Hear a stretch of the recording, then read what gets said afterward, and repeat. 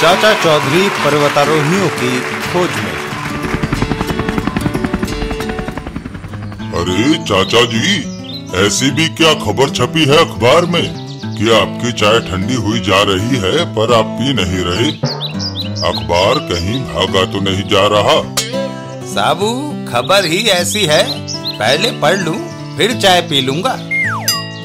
अब तो आपको अखबार को छोड़ना ही पड़ेगा, क्योंकि कोई आपसे मिलने आ रहा है। शायद कोई सरकारी आदमी है।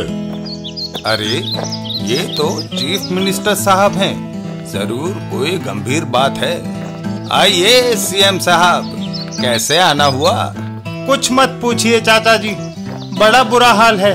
मैं बड़ी मुसीबत में फंस गया हूँ। पहले आप बैठ जाइए, आराम से गर्मा गर्म चाय पीजिए, फिर बताइए। अरे भगवान, 2 कप चाय लाना। चाय पीने के बाद, हाँ तो अब बताइए सीएम साहब, माजरा क्या है? आपने अखबार में ये खबर तो पढ़ी ही होगी कि 6 पर्वतारोहियों का दल जो माउंट एवरेस्ट पर गया था, गायब है। हाँ, पढ़ी थी। परसों रात से वो लोग गायब हैं। बिल्कुल ठीक। कल सुबह उनको खोजने के लिए 6 सैनिकों का दल भेजा गया था। वो भी कल रात से लापता है। ओह, ये तो आश्चर्य की बात है। उस पर और भी ज्यादा परेशानी की बात यह है कि दल में 3 अमेरिकी भी थे। यदि उनको कुछ हो गया तो अंतर्राष्ट्रीय स्तर पर देश की बड़ी बदनामी होगी। ये तो वाकई गंभीर स्थिति है। मुझसे क्या चाहते हैं आप? मेरा आपसे अनुरोध है कि आप उन सैनिकों और पर्वतारोहियों की खोज का जिम्मा स्वयं ले लें। इसलिए मैं खुद आपसे मदद मांगने आया हूँ। ठीक है सीएम साहब। धन्यवाद चाचा जी, अब कुछ दिलासा मिला। अच्छा, चलता हूँ। चल भाई साबू, कमर कस ले। हिमालय जाकर उन सबको सुरक्षित लाना है। जी चाचा जी। थोड़ी देर बाद, हाँ तो साबू, क्या तुम तैयार हो चलने के लिए? बिल्कुल चाचा जी, पर हम घटना स्थल तक पहुंचेंगे कैसे? मैंने कैप्टन आनंद से बात की है। वो अपने हेलीकॉप्टर से हमें वहां छोड़ देगा। लो, वो आ गया। कैप्टन आनंद हाजिर है आपकी सेवा में चाचा जी। आओ साबू, चले। और फिर चाचा चौधरी और साबू चल दिए पर्वतारोहियों की खोज में। हिमालय पहुंचकर ईश्वर आपको सफल करे चाचा जी। धन्यवाद आनंद, बाय। अरे चाचा जी, यहाँ तो काफी ठंड हो रही है, आपको नहीं लग रही क्या? लो साबू, ये एक पत्ती चबाओ। ओह, भीषण गर्मी। मैंने भी यही पत्ती खाई है, तभी तो ठंड नहीं लग रही। गुरु वज्रदेव ने दी थी।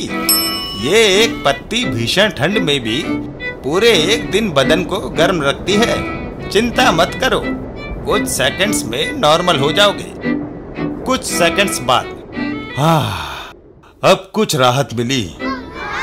आगे क्या प्लान है चाचा जी?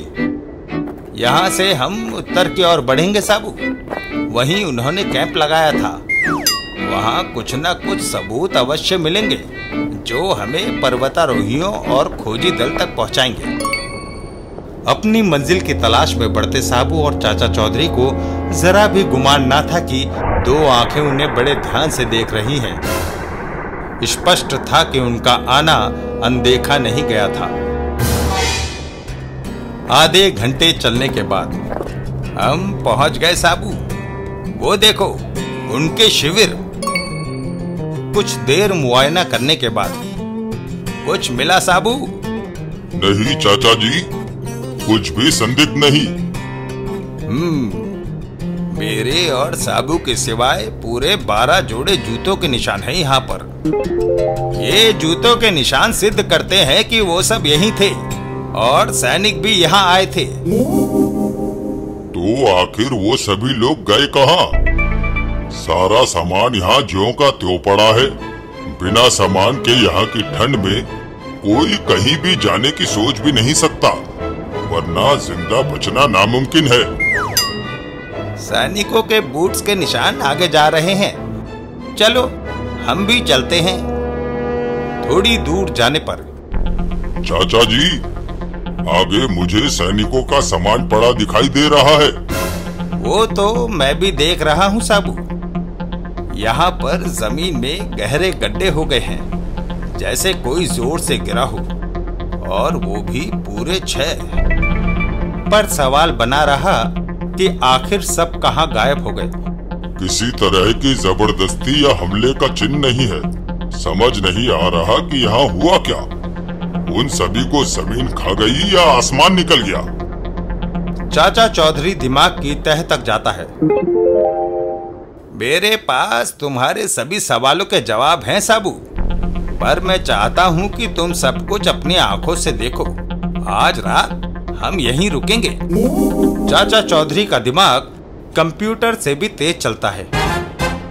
रात होने पर चाचा जी, ये थैला एक तरफ रखकर आराम से सो जाइए। नहीं साबू, इसकी जरूरत है। थोड़ी देर में दोनों को नींद ने आ घेरा।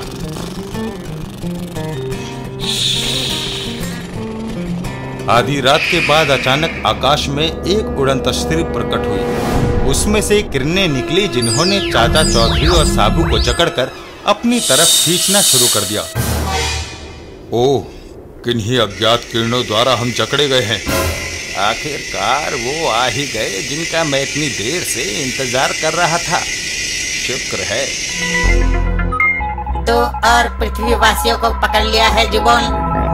वेरी गुड सोटी, ले आओ इन्हें भी मदरशिप पर जल्दी से। Alien mothership. हम आ गए, दरवाजा खोलो। दरवाजा खोल दिया गया है। मदरशिप के अंदर। चाचा जी, क्या मैं ये बंधन तोड़ दूं?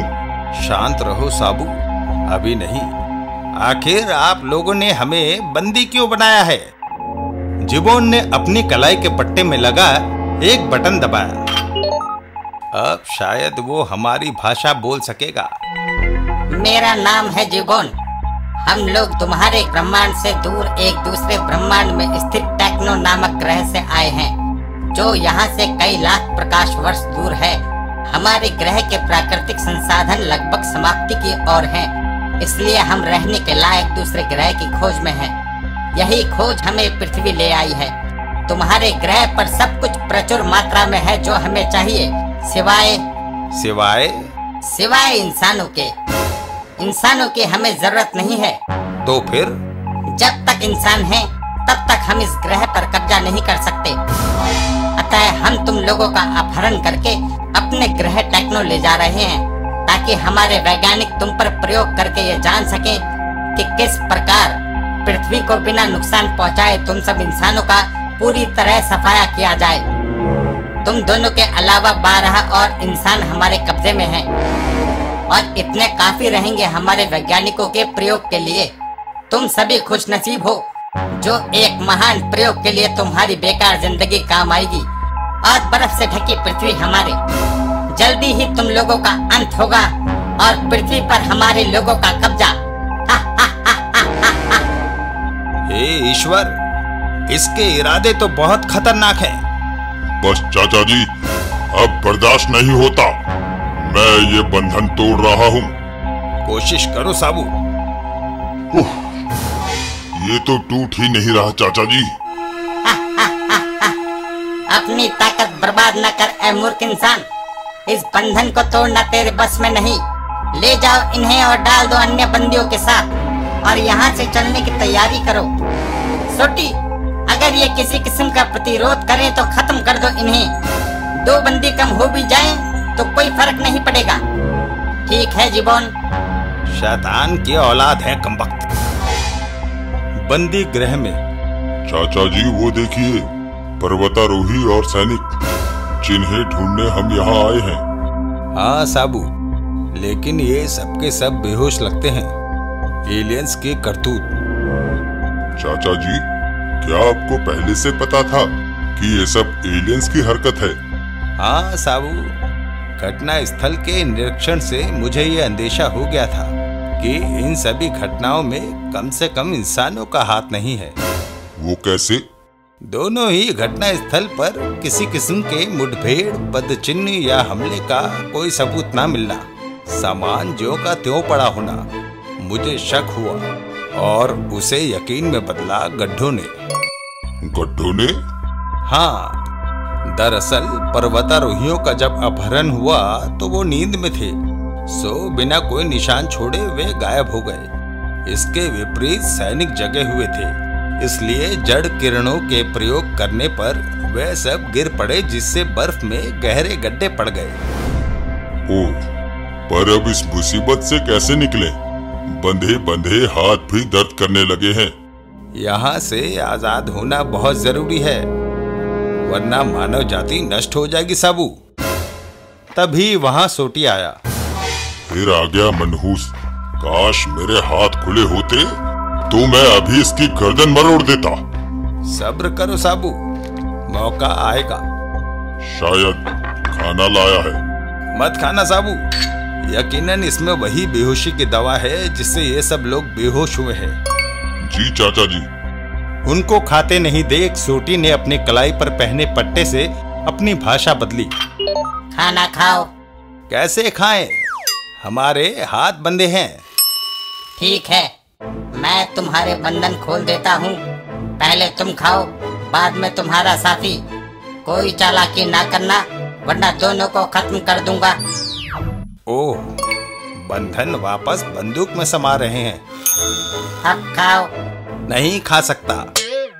क्यों? हमारी पृथ्वी पर ये रिवाज है कि जब तक हम खाने के बदले कोई कीमती चीज ना दे दें, खाना नहीं खा सकते। कीमती चीज? हाँ, अब वो वैसे भी मेरे किसी काम के नहीं। सोचता हूँ तुम्हें दे दूं, तुम्हारे काम आ जाएगी। अच्छा, जल्दी दो। चाचा जी ने अपना जाल फैलाना शुरू कर दिया है। चाचा चौधरी का दिमाग कंप्यूटर से भी तेज चलता है। एक कहावत। इधर कोई और भी मदरशिप तक आ पहुंचा था। चाचा चौधरी ने अपने थैले में से गुरु वज्रदेव की दी एक पत्ती निकाली। ये लो। ये क्या?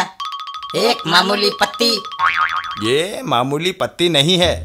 इसे खाकर तुम साबू जैसे लंबे चौड़े और बलिष्ठ हो जाओगे। अच्छा? हाँ, खा लो इसे और देखो चमत्कार। तुमने क्यों नहीं खाई? क्या फायदा? तुम्हारी प्रजाति इतनी बुद्धिमान है और विज्ञान इतना उन्नत, सारी पृथ्वी मिलकर तुम्हारा सामना नहीं कर सकती। तो हम दोनों की क्या बिसात। अब आप इस भेंट को स्वीकार कर मुझ पर एहसान करें, हे महान सोटी। तुम ठीक कहते हो, हमें तुम्हारी भेंट स्वीकार है। जैसे ही सोटी ने वो पत्ती मुंह में डालकर चबाई, उसके जिस्म से ज्वालाएं फूट निकली। ओह! और सोटी राख का ढेर बन गया। इसने कमांडर सोटी को मार डाला। मार डालो इसे। इससे पहले कि वो दोनों फायर कर पाते, उनके सिरों पर जैसे आकाश टूट पड़ा। आए। ओह, ये नई मुसीबत। ये यति कहाँ से आ गया? इससे पहले कि आपको कुछ नुकसान पहुंचाए चाचा जी, मुझे आजाद कीजिए। कैसे आजाद करूं साबू? गन तो इसके पैरों के पास पड़ी है। तभी यति ने एक आश्चर्यजनक हरकत की। अरे, ये तो गन आपको दे रहा है चाचा जी। ये हमारी मदद करने आया है साबू। चाचा चौधरी ने साबू को आजाद किया। चलो साबू, अब जरा कंट्रोल रूम की ओर चला जाए। जीबोन, तुम यहाँ कैसे? कमांडर सोटी और मेरे सैनिक कहाँ हैं? सोटी और तुम्हारे सिपाहियों को मेरे आदमियों ने मार डाला है। अगर तुम नहीं मरना चाहते तो दरवाजा खोलो फौरन। जीबोन ने तुरंत दरवाजा खोल दिया। साबू, तुम फौरन यति के साथ पर्वतारोहियों और खोजी दल को लेकर बाहर निकलो। मैं इससे निपट कर आता हूँ। चलो दोस्त। अब बोलो घुसपैठिए, तुम्हारे साथ क्या सलूक किया जाए? मार दिया जाए या छोड़ दिया जाए? मुझे माफ कर दो, मैं फिर कभी पृथ्वी का रुख नहीं करूंगा। ठीक है, जाओ, माफ किया। दोबारा कभी मत आना इधर। धन्यवाद। इतना कहकर चाचा चौधरी मदरशिप से बाहर चल दिया। पृथ्वीवासी, तुमने मुझे छोड़कर बहुत बड़ी भूल की। मैं जल्दी और सैनिकों के साथ आऊंगा और तुम सभी को समाप्त कर पृथ्वी पर कब्जा करूंगा। मदरशिप ने धरती छोड़ी। ओह, चाचा जी उसे जाने नहीं देना था। मेरा नाम क्या है साबू? चाचा चौधरी। तो बस देखते जाओ। तभी आकाश में जोरदार धमाका हुआ और मदरशिप के टुकड़े बिखर गए। मदरशिप ब्लास्ट हो गया, उसका मलबा नीचे गिर रहा है। मेरे थैले में एक शक्तिशाली टाइम बम था जो मैंने उसमें लगा दिया था। मुझे मालूम था कि जरूरत पड़ेगी। चाचा चौधरी का दिमाग कंप्यूटर से भी तेज चलता है। चाचा चौधरी ने ट्रांसमीटर पर कैप्टन आनंद को संदेश दे दिया। आनंद के आने तक सुबह हो चुकी थी। ये रहे सारे खोए लोग, घबराने की जरूरत नहीं है, ये सिर्फ बेहोश हैं। वाह चाचा जी, आखिर आपने ढूंढ निकाला इनको। इन्हें कैंप में छोड़कर मैं आपको लेने आता हूँ।